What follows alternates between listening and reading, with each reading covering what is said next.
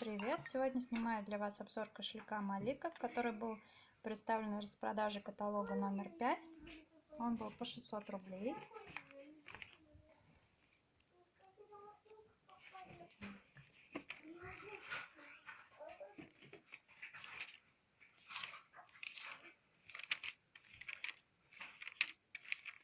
Вот. Как видите, я заказала себе в розовом варианте.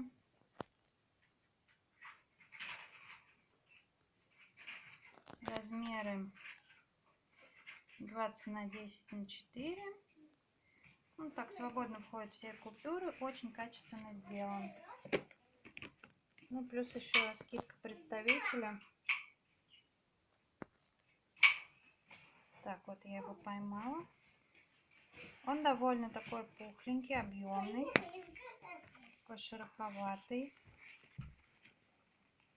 Здесь вот несколько отделений. Все качественно прошито. Тут вот видите эмблема. Касса ди Роса. Очень приятно держать в руках.